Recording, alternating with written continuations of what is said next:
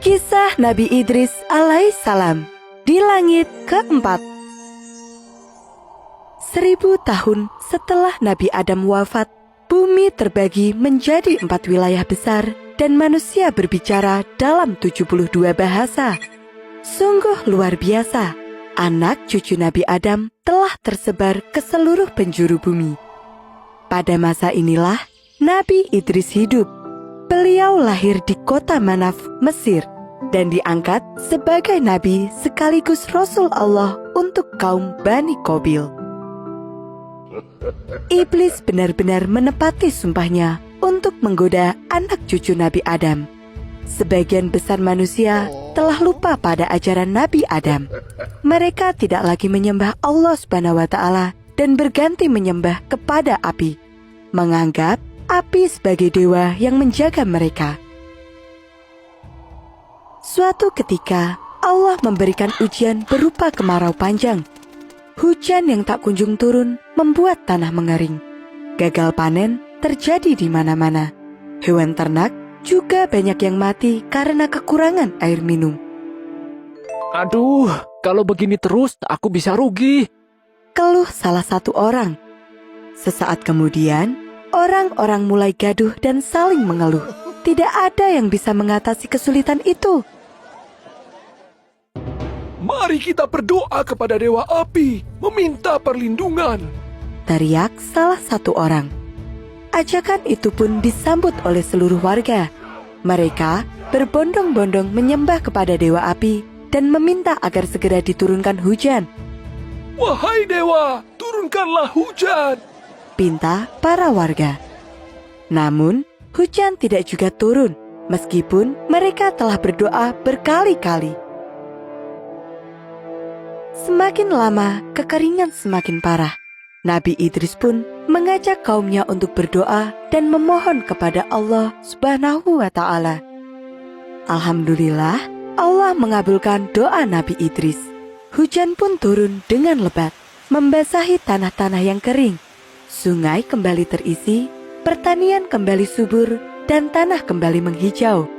Sungguh Allah Maha Besar. Dalam kesehariannya, Nabi Idris selalu berhati-hati dalam berbicara, pendiam, berwibawa, dan sangat suka belajar. Allah memberikan karunia ilmu yang sangat luas kepada Nabi Idris. Ini adalah mukjizat yang diberikan kepada Nabi Idris. Beliau menjadi orang pertama yang memahami ilmu tafsir, hukum, serta ilmu astronomi. Subhanallah. Mukjizat berikutnya adalah kemampuan untuk menulis dan membaca. Nabi Idris adalah orang pertama yang bisa membaca dan menulis. Selain itu, Allah Subhanahu wa Ta'ala menurunkan 30 sohifah atau lembaran kepada Nabi Idris yang berisi petunjuk yang harus disampaikan kepada kaumnya, Bani Qabil, agar mereka bertaubat dan menyembah Allah. Tidak hanya cerdas dan memiliki banyak ilmu, Nabi Idris juga mendapatkan mukjizat menjahit. Beliau sungguh mahir dalam menjahit pakaian. Ketika jahitannya selesai, Nabi Idris akan memberikannya kepada orang yang membutuhkan tanpa meminta bayaran sedikit pun. Subhanallah, sungguh mulia sekali. Dalam 1 minggu, Nabi Idris menghabiskan 4 hari untuk beribadah kepada Allah dan 3 hari lainnya digunakan untuk berdakwah.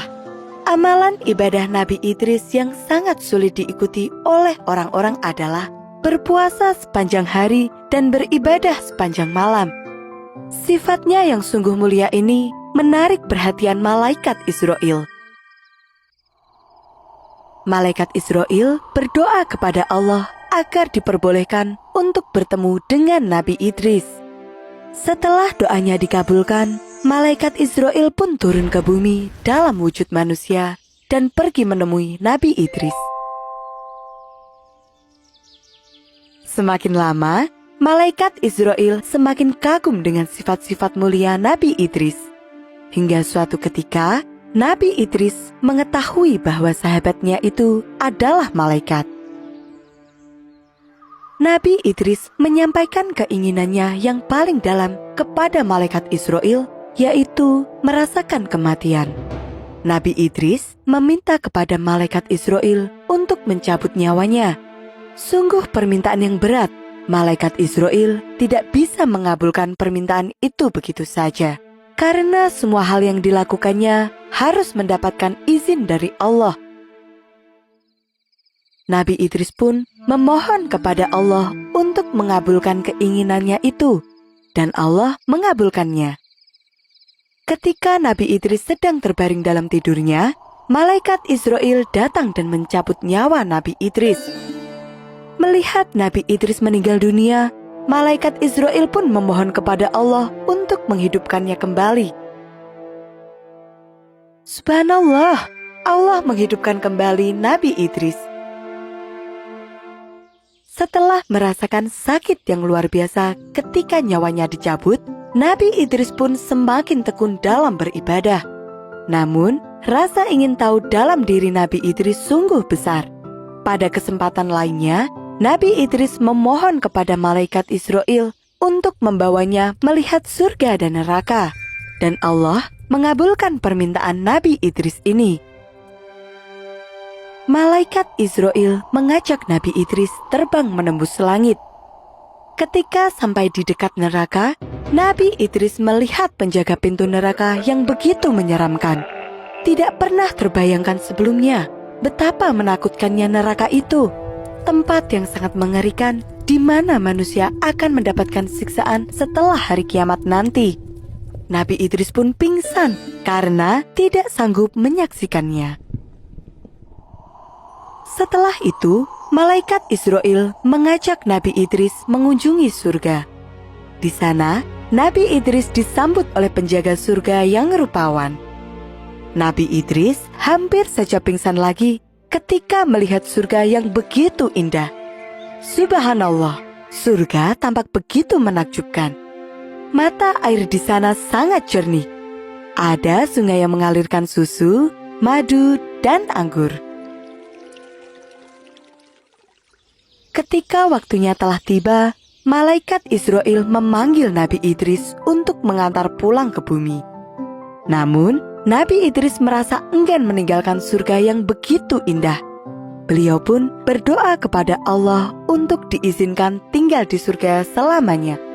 Allahu Akbar, Allah sungguh mengasihi Nabi Idris. Maka Allah pun mengizinkan Nabi Idris untuk tinggal di surga. Nabi Idris menjadi nabi pertama yang diangkat ke surga, dan kisah ini dibenarkan oleh Nabi Muhammad SAW. Ketika Nabi Muhammad mengunjungi neraka dan surga dalam peristiwa Isra Mi'raj, beliau bertemu dengan Nabi Idris di langit keempat. Nabi Muhammad bertanya kepada malaikat Jibril yang menemaninya, dan malaikat menjawab, Inilah Idris.